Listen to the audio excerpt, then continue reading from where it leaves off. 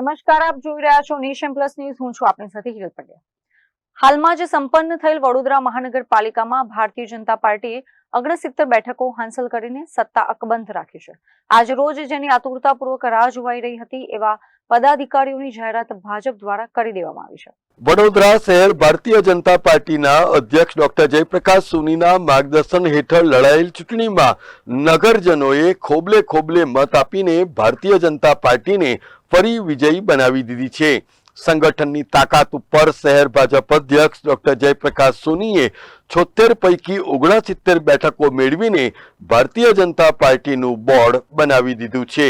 ત્યારે જેની આતુરતાપૂર્વક રાહ જોવાઈ રહી હતી એવા વડોદરાના મેયર, ડેપ્યુટી મેયર, સ્થાયી સમિતિ અધ્યક્ષ, શાસક પક્ષના નેતા અને દંડકના નામોની ઘોષણા વિધિવત રીતે થાય એ પૂર્વે જ ભાજપના તમામ નગરસેવકો નમો કમલમ ખાતે આવી પહોંચ્યા હતા. કેસરી સાફામાં સજ્જ એવા નગરસેવકોના મોઢા ઉપર અનેરો ઉત્સાહ જોવા મળ્યો હતો. સવારે પાર્ટીના મધ્યસ્થ કાર્યાલય નમો કમલમ ખાતે મધ્ય ગુજરાત ભારતીય જનતા પાર્ટીના પ્રભારી અને પ્રદેશ મહામંત્રી હિતેન્દ્રસિંહ ચૌહાણ પાર્ટી તરફથી નામોનો મેન્ડેટ લઈને આવી પહોંચ્યા હતા. મનગમતું પદ મેળવવા માટે તમામ ઉમેદવારો દ્વારા ભરપૂર લોબિંગ કરવામાં આવ્યું હતું. જો કે ખુદ પાર્લામેન્ટરી બોર્ડ દ્વારા પણ પાર્ટી અને સંગઠન કહે એ નામો ઉપર મંજૂરીની મહોર મારવામાં આવશે એવો ગર્ભિત ઇશારો કરી દેતા ઘણા મૂર્તિયાઓના નામો આપોઆપ કપાઈ ગયા હતા. જો કે આ ટર્મના રોસ્ટર પ્રમાણે મેયર બેઠક એ અનુસૂચિત જાતિ આરક્ષિત હોવાને પરિણામે ભારતીય જનતા પાર્ટી પાસે માત્ર 5 બેઠકો ઉપરથી જ વિકલ્પ પસંદ કરવાનો વારો આવ્યો હતો. જેમાં વોર્ડ નંબર 8ના અજય ડાભી, વોર્ડ 12ના સમીર વાઘેલા, વોર્ડ 13માંથી ગીતા મકવાણા, વોર્ડ 17માંથી મીના પરમાર અને વોર્ડ 18માંથી ચેતન પરમારનો સમાવેશ થતો હતો. આજે સવારે પ્રભારી હિતેન્દ્રસિંહ ચૌહાણે સંગઠનના હોદ્દેદારો, સાંસદ, ધારાસભ્યો અને નગરસેવકોની ઉપસ્થિતિમાં પાર્ટીનો મેન્ડેટ વાંચી સંભળાવ્યો હતો. નામ જાહેર થતા સુધીની ગુપ્તતા આ વખતે ભારતીય જનતા પાર્ટીના સંગઠન દ્વારા લેવામાં આવી હતી. જેમાં અટલ સભાખંડની અંદર જઈ રહેલા તમામ નગરસેવકો અને હોદ્દેદારોના મોબાઈલ ફોન સુદ્ધા બહાર મુકાવી દેવામાં આવ્યા હતા. પ્રભારી દ્વારા વડોદરા શહેરના 31મા મેયર તરીકે વોર્ડ 13ના નગરસેવક ગીતા મકવાણાના નામ ઉપર મહોર મારવામાં આવી હતી. તો ડેપ્યુટી મેયર તરીકે વોર્ડ 7ના આદિત્ય પટેલ, સ્થાયી સમિતિ અધ્યક્ષ તરીકે વોર્ડ 2ના વર્ષા વ્યાસ, શાસક પક્ષના નેતા તરીકે વોર્ડ 4ના શ્વેતા માછી અને દંડક તરીકે વોર્ડ 16ના વિજય ચૌહાણના નામની જાહેરાત કરવામાં આવી હતી. વડોદરા મહાનગરપાલિકાના આગામી 2.5 વર્ષ માટેના હોદ્દેદારોની આજે વરણી કરવામાં આવી છે.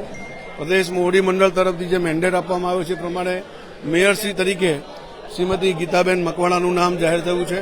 ડેપ્યુટી મેયર તરીકે શ્રી આદિત્યભાઈ પટેલનું નામ જાહેર થયું છે. એ જ પ્રમાણે સ્ટેન્ડિંગ કમિટી ચેરમેન તરીકે શ્રીમતી વર્ષાબેન વ્યાસનું નામ જાહેર થયું છે. નેતા પક્ષ તરીકે શ્રી શ્વેતાબેન માછીનું નામ જાહેર થયું છે અને દંડકશ્રી તરીકે શ્રી વિજયભાઈ ચૌહાણનું નામ જાહેર થયું છે. સાથે સાથે બારે સ્ટેન્ડિંગ મેમ્બરના સભ્યોના નામ પણ જાહેર થયા છે. હું આપના માધ્યમથી સૌ હોદ્દેદારશ્રીઓને ખૂબ ખૂબ અભિનંદન અને શુભકામના પાઠવું છું. જે 5 હોદ્દેદારો જાહેર કર્યા છે પદાધિકારીઓ, મહિલા સશક્તિકરણનું એક ઉદાહરણ પૂરું પાડ્યું છે. 5માંથી 3 મહિલાઓ, કારણ શું એની પાછળ? અમારા મોદી સાહેબનું તો વિઝન જ છે કે મહિલાઓને આજે 50% જ્યારે જનસંખ્યા ભારતની અંદર મહિલાઓની હોય તો મહિલાઓની ભાગીદારી વધવી જોઈએ. આવનારા દિવસોમાં જ્યારે 33% વિધાનસભા અને લોકસભામાં જ્યારે અનામત આવવા જઈ રહી છે તો મહિલાઓને સશક્તિકરણ કરવા માટે આ એક ઉત્તમ ઉદાહરણ ભારતીય જનતા પાર્ટીએ પૂરું પાડ્યું છે. જ્યારે મહિલાઓ નેતૃત્વ કરશે તો મને પૂર્ણ વિશ્વાસ છે કે જે રીતે ઘરથી લઈને સમાજ સુધીની સમસ્યાઓ જે મહિલાઓ સમજી શકતી હોય છે, નિરાકરણ લાવી શકતી હોય છે, એવું ઉત્તમ કામ વડોદરા મહાનગર માટે, નગરજનો માટે પણ આજે મહિલા સશક્તિકરણથી જે અમે 3 મહિલાઓને હોદ્દાઓ આપ્યા છે એ જરૂરથી નગરજનોની આકાંક્ષાઓ અને અપેક્ષાઓ પર ખરા ઉતરશે. વડોદરાના પ્રથમ નાગરિક તરીકેની જવાબદારી મળ્યા બાદ ગીતા મકવાણાએ તમામ હોદ્દેદારોનો આભાર માનીને વડોદરા શહેરના વિકાસને પ્રાધાન્ય આપવામાં આવશે એવો રણટંકાર કર્યો હતો.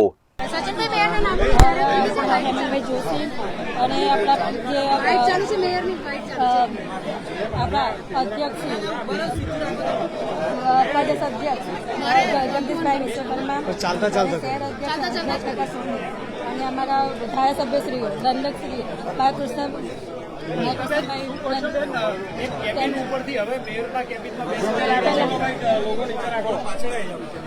ત્યારે હું સૌનો ખૂબ ખૂબ આભાર માનું છું કે મને આ જવાબદારી સોંપવામાં અરે ભાઈ બાઇક ચાલે છે જોઈ લો મેયર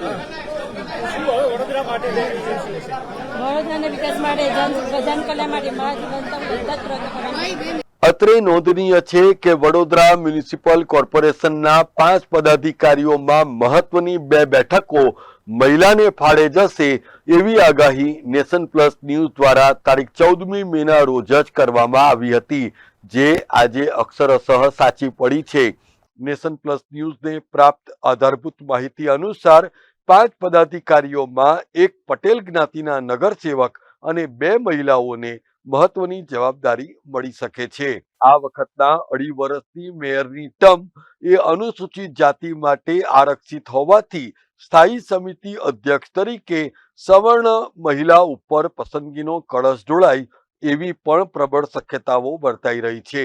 સ્થાયી સમિતિ અધ્યક્ષ તરીકે વોર્ડ 2ના વર્ષા વ્યાસના નામની જાહેરાત થતા હવે વડોદરાના વિકાસની ધુરા મહિલાઓના હાથમાં હશે એમાં કોઈ બેમત નહીં હોય. ખરેખર દરેકનો ખૂબ ખૂબ આભાર વ્યક્ત કરી રહી છું. મૌલી મંદિરથી લઈને અત્યારે પહેલામાં પણ છે ને વડોદરા શહેરના દરેક થેન્ક યુ